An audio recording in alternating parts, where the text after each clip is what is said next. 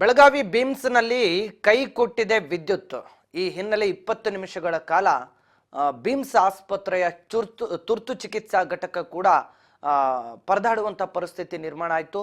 20 ನಿಮಿಷಗಳ ಕಾಲ ಬೆಳಗಾವಿಯ ಬೀಮ್ಸ್ ಆಸ್ಪತ್ರೆಯಲ್ಲಿ ಕರೆಂಟ್ ಇಲ್ಲದ ಕಾರಣ ತುರ್ತು ಚಿಕಿತ್ಸಾ ಘಟಕವನ್ನೇ ಬಂದ್ ಮಾಡಬೇಕಾಯಿತು.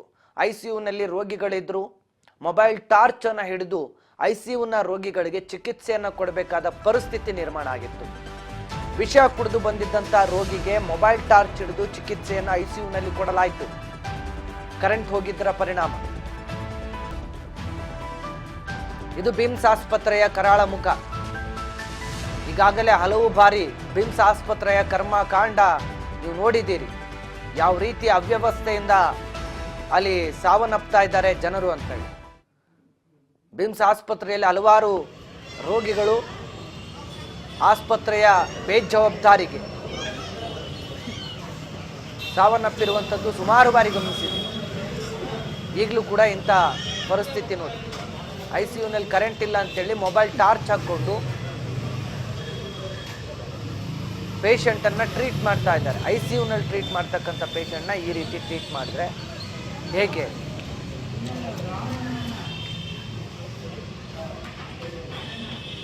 ಇದು ಬೀಮ್ಸ್ ಆಸ್ಪತ್ರೆಯಲ್ಲಿ ಇರ್ತಕ್ಕಂಥ ಅವ್ಯವಸ್ಥೆ.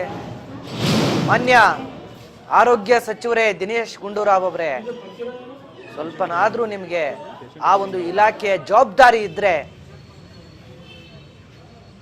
ಈ ರೀತಿ ಪರಿಸ್ಥಿತಿಗಳು ರಾಜ್ಯದಲ್ಲಿ ಇರ್ತಿರ್ಲಿಲ್ಲ. ನಿಮಗೆ ಆ ಸ್ಥಾನದಲ್ಲಿ ಕೂತು ಆ ಇಲಾಖೆನ ನಿಭಾಯಿಸಕ್ಕಾಗ್ತಾ ಇಲ್ಲ ಅಂತಂದ್ರೆ ದಯವಿಟ್ಟು ಯಾರಿಗಾದರೂ ಕೊಡಿ. ಈಗಾಗಲೇ ಸಾಲು ಸಾಲು ಬಾಣಂತಿಯರ ಸಾವಾಗೋಗಿದೆ. ಸಾಕಷ್ಟು ಅವ್ಯವಸ್ಥೆಗಳು ಸರ್ಕಾರಿ ಆಸ್ಪತ್ರೆಯಲ್ಲಿ ನಿರ್ಮಾಣ ಆಗ್ತಾ ಇದ್ದಾವೆ. ಆಸ್ಪತ್ರೆಯಲ್ಲಿ ಕರೆಂಟ್ ಹೋಗೋದಕ್ಕೂ ಸಚಿವರಿಗೂ ಏನು ಸಂಬಂಧ ಅಂತೇನಿಲ್ಲ. ಅಲ್ಲಿ ಅವ್ಯವಸ್ಥೆ ಇದೆ ಅನ್ನೋದನ್ನ ಅಲ್ಲಿನ ವೈದ್ಯರು ಅಥವಾ ಅಲ್ಲಿನ ಇನ್ಚಾರ್ಜ್ಗಳು ಗಮನಕ್ಕೆ ತಂದಿರ್ತಾರೆ. ಆದರೆ ಫಂಡ್ ಬೇಕಲ್ಲ, ದುಡ್ಡು ಬೇಕಲ್ಲ, ಜನರೇಟರ್ ನಡೆಸೋದಕ್ಕೆ ಡೀಸೆಲ್ ಬೇಕಲ್ಲ. ಇಲ್ಲ, ಈ ರೀತಿ ಸಮಸ್ಯೆ ಇದೆ ಅಂತ ಹೇಳೋದವ್ರ ಕೆಲಸ. ಅದನ್ನ ನಿಭಾಯಿಸಬೇಕಾಗಿರೋ ಸರ್ಕಾರದ ಕೆಲಸ. ಸರ್ಕಾರ ನಿಭಾಯಿಸದೆ ಹೋದ್ರೆ ಏನು ಮಾಡೋಕ್ಕಾಗತ್ತೆ? ಅದಕ್ಕೆ ನಾಲಾಯಕ ಕೆಲಸಕ್ಕೆ ಬರದೇ ಇರುವಂಥವರೆಲ್ಲ ಅಧಿಕಾರದಲ್ಲಿದ್ದರೆ ಇದೇ ಆಗೋದು. ಎಷ್ಟು ಬಾಣಂತಿಯರ ಸಾವಾಯಿತು. ಅದಕ್ಕೇನಾದರೂ ಕಿಂಚಿತ್ತು ಕೂಡ ಜವಾಬ್ದಾರಿ ಹೊತ್ಕೊಂಡ್ರ ಮಾನ್ಯ ಮಿನಿಸ್ಟ್ರು? ಯಾಕೆ ಸುಮ್ಮನೆ ಕತ್ತೆ ಕಾಯಕ ಕೆಲಸದಲ್ಲಿ ಕೂತ್ಕೊಂಡಿದ್ದೀರಿ ನೀವು? ಬೇಕಾದೊಟ್ಟು ದುಡ್ದು ಸಂಪಾದಿಸಿದ್ದೀರಿ, ಸುಮ್ಮನೆ ಮನೆ ಕೂತ್ಕೊಳ್ಳಿ. ಬಂದು ಜನರ ಜೀವ ಯಾಕೆ ತೆಗಿತೀರಿ? ಯಾರಾದರೂ ಕೆಲಸ ಮಾಡೋಕೆ ಆಸಕ್ತಿ ಇರೋರು ಬಂದು ಕೂತ್ಕೊಳ್ರಿ ರೀ ಆ ಚೇರಿಗೆ. ಎಲ್ಲದರಲ್ಲೂ ಭ್ರಷ್ಟಾಚಾರ, ಎಲ್ಲದರಲ್ಲೂ ದುಡ್ಡು ಹೊಡೆಯೋದು. ಇನ್ನೆಷ್ಟು ಮಾಡ್ತೀರಿ ದುಡ್ಡು? ನಿಮ್ಮ 10-20 ತಲೆಮಾರು ಕೂತ್ಕೊಂಡು ತಿನ್ನಷ್ಟು ತಿಂದು ತೇಗಿದ್ದೀರಿ.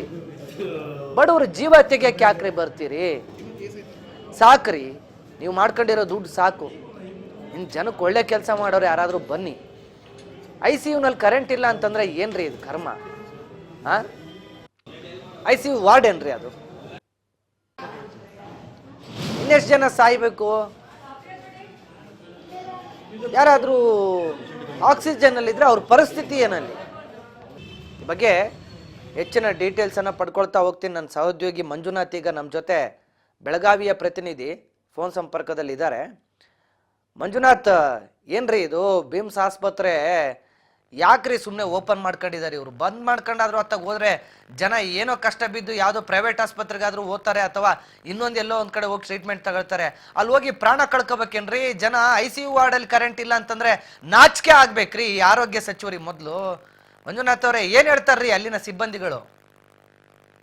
ಖಂಡಿತವಾಗ್ಲು ಏನ್ ಬೆಳಗಾವಿ ಬೀಮ್ಸ್ ನಲ್ಲಿ ಇದೆ, ಇದೇ ಒಂದೇ ಅಲ್ಲ, ಯಾವುದೇ ಕಾರಣಕ್ಕೂ ಅಂದ್ರೆ ಏನ್ ಕೊರೋನಾ ಇದ್ದ ಟೈಮ್ ನಲ್ಲೂ ಕೂಡ ಅಲ್ಲಿ ಇರ್ತಕ್ಕಂತ ಏನು ಎಮರ್ಜೆನ್ಸಿ ವಾರ್ಡ್ ನಲ್ಲಿ ಕೂಡ ಇದೇ ರೀತಿ ಅವಾಂತರ ಆಗಿತ್ತು. ಇದಾದ ಬಳಿಕ ಈಗ ಏನು ನಿನ್ನೆ ರಾತ್ರಿ ಏನು 20 ನಿಮಿಷಗಳ ಕಾಲ ಏನ್ ಕರೆಂಟ್ ಹೋಗಿದ್ರಿಂದ ಅಲ್ಲಿರ್ತಕ್ಕಂಥ ರೋಗಿಗಳಾಗಿರ್ಬೋದು, ಅಲ್ಲಿರ್ತಕ್ಕಂಥ ಸಿಬ್ಬಂದಿಗಳಾಗಿರ್ಬೋದು, ಅವರದ ಗೋಳಾಟನ ನೋಡ್ಲಿಕ್ಕೆ ಅಲ್ಲಿರ್ತಕ್ಕಂಥ ಸಿಬ್ಬಂದಿಗೂ ಆಗ್ಲಿ, ಅಂದ್ರೆ ಅಲ್ಲಿರ್ತಕ್ಕಂಥ ಏನು ರೋಗಿಗಳು ಅಂದ್ರೆ ಆಸ್ಪತ್ರೆಗೆ ದಾಖಲಾಗಿರ್ತಕ್ಕಂಥ ರೋಗಿಗಳು ಕೂಡ ಒಂದು ರೀತಿಯಾಗಿ ದಿಗ್ಭ್ರಮೆಯಲ್ಲಿ ಹೋಗಿದ್ರಂತಾನೆ ಹೇಳ್ಬೋದು. ಇದಲ್ಲದೆ ಅಲ್ಲಿ ಏನು ಅಲ್ಲಿರ್ತಕ್ಕಂಥ ಸಿಬ್ಬಂದಿಗಳು ಕೂಡ ಯಾವುದೇ ರೀತಿಯಂತ ಅಸಹಾಯಕ ಸ್ಥಿತಿಯಲ್ಲಿ ಇದ್ದಿರ್ತಕ್ಕಂಥದ್ದು. ಅದಲ್ಲದೆ ಅಲ್ಲಿ ಒಬ್ಬ ವಿಷ ಸೇವಿಸಿ ಏನ್ ಬಂದಿರ್ತಾನೆ ಅವನಿಗೆ ಅಂದ್ರೆ ಟಾರ್ಚ್ ಹಿಡಿದು ಅವನಿಗೆ ಟ್ರೀಟ್ಮೆಂಟ್ ಕೊಟ್ಟಿರ್ತಕ್ಕಂಥದ್ದು.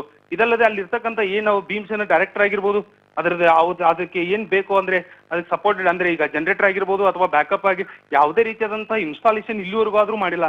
ಆದ್ರೆ ಎಮರ್ಜೆನ್ಸಿಯಲ್ಲಿ ಇರ್ತಕ್ಕಂಥ ಏನು ಅಲ್ಲಿ ಪೇಷಂಟ್ಗಳು ಇರ್ತಾರೆ ಅವ್ರ ಪರಿಸ್ಥಿತಿ ಅಂದ್ರೆ ನಿನ್ನೆ ಯಾವ ಗೋಳಾಟ ಕೇಳಲಿಕ್ಕೆ ಅಂದ್ರೆ ಅಲ್ಲಿ ಇರ್ತಕ್ಕಂಥ ಸಿಬ್ಬಂದಿ ಕೂಡ ಏನೂ ಮಾಡ್ಲಿಕ್ಕೆ ಸಾಧ್ಯ ಆಗದ ಸ್ಥಿತಿ ನಿರ್ಮಾಣ ಆಗಿತ್ತು ಭಾಸ್ಕರ್. ಅಲ್ರಿ ಮಂಜುನಾಥ್ ಅವ್ರೆ, ಅಲ್ಲಿ ಜನರೇಟರ್ ಫೆಸಿಲಿಟಿನೇ ಇಲ್ಲ ಇದುವರೆಗೂ. ಖಂಡಿತವಾಗ್ಲು ಭಾಸ್ಕರ್, ಅಲ್ಲಿ ಯಾವುದೇ ರೀತಿ ಜನರೇಟರ್ ಫೆಸಿಲಿಟಿನೂ ಇಲ್ಲ. ಮತ್ತೆ ಯಾವನ್ರಿ ಅವನು ಆಫೀಸ್ ಆಸ್ಪತ್ರೆ ಹೆಡ್ ಆಫ್ ದ ಸರ್ಜನ್ ಯಾವನ್ರಿ ಅವನು? ಒಟ್ಟಿಗೆ ಏನ್ ತಿಂತಾನ ಅವನು? ಯಾಕ ಅವನಿಗೆ ಆ ಕೆಲಸ ಮಾಡಕ್ ಯೋಗ್ಯತೆ ಇಲ್ಲ ಅಂತಂದ್ರೆ ಬಿಟ್ಟು ಹೋಗ್ತಾ ಇರ್ಬೇಕು. ಕತ್ತೆ ಕಾಯ ಕೂತ್ಕೊಂಡಿದ್ದಾರೆ ಆ ಜಾಗದಲ್ಲಿ ಬಡವ್ರ ಬಜ್ರ ಜೀವ ತೆಗೆಯಕ್ಕೆ. ಒಟ್ಟಿಗೆ ಏನ್ ತಿಂತಾರೆ ಅವರೆಲ್ಲ? ಅನ್ನ ತಿಂತಾರೆ ತಾನೆ? ಡಾಕ್ಟರ್ಗಳು ಓದಿದ್ದಾರೆ ತಾನೆ? ಅವ್ರ ಯೋಗ್ಯತೆಗಾಗಿ ಒಂದು ಜನರೇಟರ್ ಇಟ್ಕೊಂಡಿಲ್ಲ ಅಂತಂದ್ರೆ ICU ವಾರ್ಡ್ ಹಾಕ್ರಿ ತೆಗ್ದಿದ್ದಾರೆ. ಏನ್ ಜನ ಜೀವ ತೆಗಿಯಕ್ ತೆಗ್ದಿದಾರ ಇವರು? ಎಷ್ಟ್ ಜನ ಬಾಣಂತಿರಿ ಸಾವಾಯ್ತು, ಇನ್ನೂ ಎಚ್ಚೆತ್ಕೊಂಡಿಲ್ಲಲ್ಲ. ಹೊಟ್ಟೆಗೆ ಏನ್ ತಿಂತಾರ ಅಂತ ಇವರೆಲ್ಲ? ಅನ್ನ ತಿಂತಾರ, ಮಣ್ಣು ತಿಂತಾರ, ಇಲ್ಲ ಸೆಗಣಿ ತಿಂತಾರ ಅಂತ? ಅಲ್ರಿ ಮಂಜುನಾಥ್ ಅವ್ರೆ, ಒಂದು ಜನರೇಟರ್ ಫೆಸಿಲಿಟಿ ಇಲ್ಲ ಅಂತಂದ್ರೆ ICU ವಾರ್ಡ್ ಹೆಂಗ್ರಿ ನಡೆಸ್ತಾರೆ ಇವರು? ಯಾವ ಯೋಗ್ಯತೆ ಮೇಲೆ ICU ವಾರ್ಡ್ ನಡೆಸ್ತಿದಾರ? ಅಲ್ಲಿ ಹೆಡ್ ಆಫ್ ದ ಸರ್ಜನ್ ಮಾತಾಡ್ಸಿದ್ರ ಮಂಜುನಾಥ್? ಖಂಡಿತವಾಗ್ಲು ಭಾಸ್ಕರ್, ಏನಿಲ್ಲ ಅದ್ರದ್ದು ಒಂದು ಅಂದ್ರೆ ರಿಪೇರಿ ಕೆಲಸ ಇರೋದ್ರಿಂದ ಈ ರೀತಿ ಆಗಿದೆ. ಈ ರೀತಿ ಇನ್ ಮುಂದೆ ಯಾವುದೇ ರೀತಿ ಆಗಲ್ಲ ಅಂತ ಈಗ ಏನ್ ಭೀಮ್ಸೇನ ಡೈರೆಕ್ಟರ್ ಜೀವ ಹೋದ್ಮೇಲೆ ಜೀವ ಹೋದ್ಮೇಲೆ ರೆಡಿ ಮಾಡಿಸ್ತಾರಂತ. 20 ನಿಮಿಷ ಕರೆಂಟ್ ಇಲ್ಲ ICU ವಾರ್ಡ್ ಅಲ್ಲಿ ಅಂತಂದ್ರೆ ಯಾವನಾದ್ರು ಆಕ್ಸಿಜನ್ ಅಲ್ಲಿ ಇದ್ರೆ ಏನ್ ಮಾಡ್ಬೇಕು? ಖಂಡಿತವಾಗ್ಲೂ ಭಾಸ್ಕರ್, ಏನ್ ನಿನ್ನೆ ನಡೆದಿರ್ತಕ್ಕಂಥದ್ದು ಒಂದು ರೀತಿಯಾಗಿ ಅಮಾನುಷ ಘಟನೆ ಅಂತಾನೆ ಹೇಳ್ಬೋದು. ಈಗ ಎಚ್ಚೆತ್ಕೊಂಡಿರ್ತಕ್ಕಂಥ ಭೀಮ್ಸ್ ಡೈರೆಕ್ಟರ್ ಇವತ್ತು ಅಂದ್ರೆ ಅದನ್ನ ನಿನ್ನೆ ಅಂದ್ರೆ ಅಲ್ಲಿ ಇರ್ತಕ್ಕಂಥ ಏನ್ ಸಿಬ್ಬಂದಿಗಳಿಗಾಗಿರ್ಬೋದು, ಅದಕ್ಕೆ ರಿಪೇರಿ ಮಾಡಿರ್ತಕ್ಕಂಥ ರಿಪೇರಿ ಮಾಡುವಂತ ವ್ಯಕ್ತಿಯನ್ನ ಕರ್ಚಿಗ ತೋರಿಸಿರ್ತಕ್ಕಂಥದ್ದು ಅದನ್ನ ಇವತ್ತು ಅಂದ್ರೆ ನಿನ್ನೆನೆ ರಾತ್ರಿನೇ ಅದ್ರದ್ದು ಏನಿದೆ ಅದನ್ನೆಲ್ಲಾನು ಅಂದ್ರೆ ಈಗ ರೆಡಿ ಮಾಡಿರ್ತಕ್ಕಂಥದ್ದು. ಇವತ್ತು ಯಾವುದೇ ರೀತಿಯಾದಂತ ಇನ್ ಮುಂದೆ ಆ ರೀತಿ ಆಗಲ್ಲ ಅಂತ ಹೇಳಿ ಈಗ ಡೈರೆಕ್ಟರ್ ಕೂಡ ಹೇಳಿರ್ತಕ್ಕಂಥದ್ದು ಭಾಸ್ಕರ್. ಅಲ್ಲ ಇನ್ಮೇಲೆ ಆಗಲ್ಲ ಅಂತಲ್ಲ ಮಂಜುನಾಥ್ ಅವ್ರೆ, ಇಲ್ಲಿ ICU ಅಲ್ಲಿ ಒಂದೊಂದು ಸೆಕೆಂಡ್ ಕೂಡ ಬಹಳ ಮುಖ್ಯ. ಒಂದೊಂದು ಸೆಕೆಂಡ್ಗೂ ಕೂಡ ಪ್ರಾಣಕ್ಕೆ ಒಂದು ಪ್ರಾಮುಖ್ಯತೆ ಇದೆ ಅಲ್ಲಿ ICU ಅಂತ. ಖಂಡಿತವಾಗ್ಲೂ ಭಾಸ್ಕರ್, ಈ ರೀತಿ ಇರೋದ್ರಿಂದ ಈಗ ಅಲ್ಲಿ ಇರ್ತಕ್ಕಂಥ ಏನ್ ಭೀಮ್ಸ್ ಡೈರೆಕ್ಟರ್ಗೂ ಕೂಡ ಈ ರೀತಿ ಮೊದಲು ಈ ರೀತಿ ಯಾವುದೇ ರೀತಿ ಆಗಿಲ್ಲ. ಇದು ಯಾವುದೋ ಒಂದು ಅಂದ್ರೆ ಕಾರಣಾಂತರಗಳಿಂದ ಟೆಕ್ನಿಕಲ್ ಪ್ರಾಬ್ಲಮ್ ಇಂದ ಈ ರೀತಿ ಆಗಿದೆ.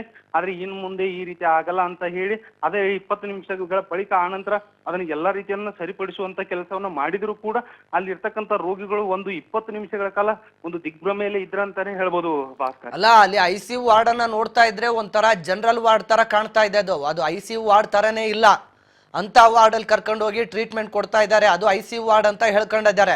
ಅಂತ ICU ವಾರ್ಡ್ ಇಟ್ಕೊಳ್ಳಕ್ಕೆ ಯಾಕ್ರಿ ಬೇಕು ಈ ಸರ್ಕಾರಿ ಆಸ್ಪತ್ರೆ? ಈ ಬಿಮ್ಸ್ ಆಸ್ಪತ್ರೆಯಿಂದ ಎಷ್ಟು ಜನರ ಪ್ರಾಣ ಹೋಗ್ಬೇಕು ಇನ್ನು ಅಂತ ಗೊತ್ತಿಲ್ಲ. ಅವ್ರು ಯಾರು ಆ ಒಂದು ಆಸ್ಪತ್ರೆಯ ಡೈರೆಕ್ಟರ್ ಇದಾರೋ ಗೊತ್ತಿಲ್ಲ. ಆ ಡೈರೆಕ್ಟರ್ ಪುಣ್ಯಾತ್ಮನಿಗೆ ಏನ್ ಕೆಲಸ ಮಾಡ್ತಿದ್ದೀನಿ ಅನ್ನುವಂಥ ಅರಿವಿದೆಯೋ ಇಲ್ಲೋ ಗೊತ್ತಿಲ್ಲ. ಅಥವಾ ನಮಗೆ ಸರ್ಕಾರದಿಂದ ಈ ರೀತಿ ಸಮಸ್ಯೆ ಇದೆ ಅಂತಾದ್ರೂ ನಿಮ್ಮ ಮುಂದೆ ಹೇಳ್ಕೊಳ್ಬೇಕು. ನಾವು ಸಚಿವರನ್ನ ಸಂಪರ್ಕ ಮಾಡಿದಾಗ ಅಥವಾ ನಾವು ಮೇಲಧಿಕಾರಿಯನ್ನ ಸಂಪರ್ಕ ಮಾಡಿದಾಗ ಅವರು ನಮಗೆ ಯಾವುದೇ ರೀತಿ ಸಹಕಾರ ಕೊಡ್ತಿಲ್ಲ ಅಂತಾದ್ರೂ ತಮ್ಮ ಗೋಳನ್ನ ತೋಡ್ಕೋಬೇಕು. ಅವಾಗಾದ್ರೂ ಅಟ್ಲೀಸ್ಟ್ ಅವ್ರನ್ನ ಬಿಟ್ಟು ಅವ್ರ ಮೇಲಧಿಕಾರಿನಾದ್ರೂ ನಾವು ಸಂಪರ್ಕ ಮಾಡಿ ಏನೋ ಒಂದು ಸಾರ್ವಜನಿಕರಿಗೆ ಸೇವೆ ಒದಗಿಸ್ಕೊಡುವಂತ ಅಥವಾ ಸರ್ವಿಸ್ ಕೊಡಿಸುವಂತ ಪ್ರಯತ್ನವನ್ನ ಮಾಡ್ಬೋದು.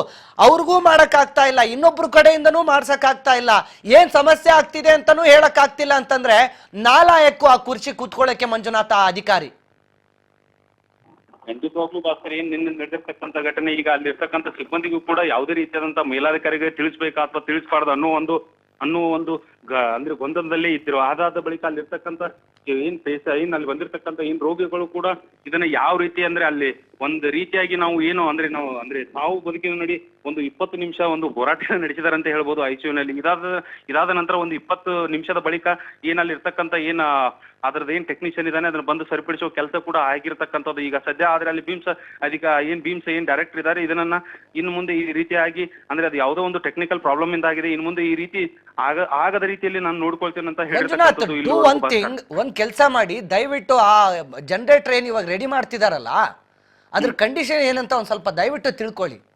ನಾಳೆ ಇನ್ನೊಬ್ಬ ಪೇಷಂಟ್ ಬಂದಾಗ ಇನ್ನೊಂದು ಎಮರ್ಜೆನ್ಸಿ ಕೇಸ್ ICU ನಲ್ಲಿದ್ದಾಗ ಈ ತರ 20 ನಿಮಿಷ 30 ನಿಮಿಷ ಕರೆಂಟ್ ಹೋಗ್ಬಿಡ್ತು ಅಂತಂದ್ರೆ ಒಂದು ಜೀವನ ಗೊತ್ತಿದ್ದು ನಾವು ತೆಗ್ದಂಗಾಗುತ್ತೆ. ಖಂಡಿತವಾಗ್ಲೂ ಭಾಸ್ಕರ್ ಅದು ಯಾವ ರೀತಿಯಾಗಿ ಈಗ ಯಾವ ಕಂಡೀಷನ್ ಅಲ್ಲಿ ಇದೆ ಮತ್ತೆ ಅದು ಯಾವ ರೀತಿಯಾಗಿ ಇದಾಗಿದೆ ಅಂತ ಹೇಳಿ ಖಂಡಿತವಾಗ್ಲೂ ಅದನ್ನ ನಮ್ಮ ಅಂದ್ರೆ ನಾವು ಅದ್ರ ಬಗ್ಗೆ ರಿಯಲ್ ಅಂದ್ರೆ ಅದ್ರ ರಿಯಲ್ ಫ್ಯಾಕ್ಟ್ ಅನ್ನ ಚೆಕ್ ಮಾಡುವ Reality check ಮಾಡಿ. ನಾನು ಮಾಡ್ತೀನಿ ಖಂಡಿತವಾಗ್ಲೂ ಅದನ್ನ ಮಾಡ್ಬಿಟ್ಟು ಅದೇನಾದ್ರೂ ಸಮಸ್ಯೆ ಇದ್ರೆ ಅದನ್ನ ರೆಡಿ ಮಾಡ್ಸೋಕೆ ಇವ್ರ ಕೈಲಿ ಆಗಿಲ್ಲ ಅಂತಂದ್ರೆ ಇವ್ರ ಮೇಲಧಿಕಾರಿ ಸಂಪರ್ಕ ಮಾಡಿ ನಾವೇನಾದ್ರೂ ವ್ಯವಸ್ಥೆ ಮಾಡೋಣ. ಇಲ್ಲ ಅಂತಂದ್ರೆ ಈ ಬಿಮ್ಸ್ ಆಸ್ಪತ್ರೆ ಅಧಿಕಾರಿಗಳು ಸುಧಾರಿಸೋ ಹಾಗೆ ಕಾಣ್ತಾ ಇಲ್ಲ. ನಾವು ಅಧಿಕಾರಿಗಳು ತಪ್ಪು ಅಂತ ಹೇಳ್ತಾ ಇಲ್ಲ, ಡೈರೆಕ್ಟರ್ ತಪ್ಪು ಅಂತ ಹೇಳ್ತಾ ಇಲ್ಲ. ಏನು ಜನರೇಟರ್ ಹಾಳಾಗಿದೆ ಅಂತಂದ್ರೆ ಹೋಗಿ ಜನರೇಟರ್ ರಿಪೇರಿ ಮಾಡಕ್ಕಿಲ್ಲ ಒಬ್ಬ ಹೆಡ್ ಆಫ್ ದ ಸರ್ಜನ್ ಅಥವಾ ಹೆಡ್ ಆಫ್ ದ ಏನು ಹಾಸ್ಪಿಟಲ್ ಅಥವಾ ಡೈರೆಕ್ಟ್ರು. ಬಟ್ ಅದು ಈ ಪರಿಸ್ಥಿತಿಯಲ್ಲಿ ಇದೆ ಅಂತಂದ್ರೆ ಇದಕ್ಕೊಂದು ವ್ಯವಸ್ಥೆಯನ್ನ ಕಲ್ಪಿಸಿಕೊಡುವಂತ ಕೆಲಸ ಅವ್ರು ಮಾಡಬೇಕು.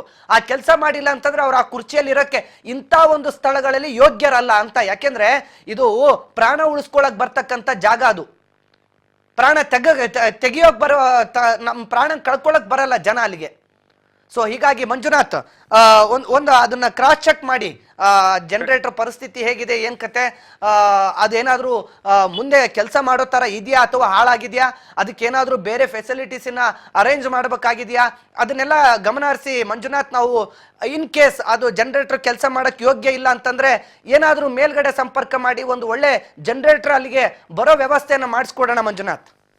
ಖಂಡಿತವಾಗ್ಲೂ ಭಾಸ್ಕರ್ ಅದನ್ನ ನಾನು ಅದ್ರ ಯಾವ ರೀತಿ ಇದೆ ಅದರ ಅಂದ್ರೆ ಸಂಪೂರ್ಣವಾದ ಮಾಹಿತಿಯನ್ನ ಪಡೆದುಕೊಂಡು ಇವತ್ತು ಅದ್ರ ಬಗ್ಗೆ ಅಂದ್ರೆ ಏನಾದ್ರೂ ಜನರೇಟರ್ ಯಾವುದೋ ಒಂದು ಅಂದ್ರೆ ಈ ರೀತಿ ಮುಂದೆ ಪ್ರಾಬ್ಲಮ್ ಕೊಡು ಏನೇ ಇದ್ರೂ ಕೂಡ ಅದನ್ನ ನಾನು ಮೇಲಾಧಿಕಾರಿಗಳ ಜೊತೆ ಮಾತಾಡಿ ಅದರ ಬಗ್ಗೆ ಏನಿದೆ ಅಂದ್ರೆ ಸಂಪೂರ್ಣವಾದ ಮಾಹಿತಿಯನ್ನ ಖಂಡಿತವಾಗ್ಲೂ ನೀಡ್ತೀನಿ.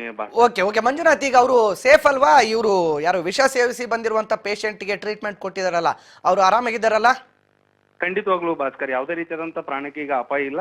ಆದ್ರೆ ಅದೇ 20 ನಿಮಿಷ ಬಳಿಕ ಹಾಗೆ ಟ್ರೀಟ್ಮೆಂಟ್ ಅಂದ್ರೆ ಟಾರ್ಚರ್ ಹಿಡಿದು ಕೂಡ ಅವ್ನಿಗೆ ಆಗಿನಾಗೆ ಅಂದ್ರೆ ಟ್ರೀಟ್ಮೆಂಟ್ ಕೊಟ್ಟು ಅವ್ರಿಗೆ ಯಾವ ರೀತಿಯಾಗಿ ಅಂದ್ರೆ ನೋಡ್ಕೊಳ್ಬೇಕಾಗಿತ್ತು ಅಲ್ಲಿರ್ತಕ್ಕಂಥ ಸಿಬ್ಬಂದಿಗಳು ಮುನ್ನೆಚ್ಚರಿಕೆ ಕ್ರಮವಾಗಿ ಅವ್ನಿಗೆ ಏನೇನು ಅಂದ್ರೆ ವೈದ್ಯಕೀಯ ಸೌಲಭ್ಯ ನೀಡಬೇಕಾಗಿತ್ತು ಅದೆಲ್ಲವನ್ನು ನೀಡಿ ಯಾವುದೇ ರೀತಿಯಾದಂತ ಪ್ರಾಣಾಪಾಯ ಇಲ್ಲ ಭಾಸ್ಕರ್. ಥ್ಯಾಂಕ್ ಯು ಮಂಜುನಾಥ್ ತಮ್ಮೆಲ್ಲ ಮಾಹಿತಿಗಾಗಿ.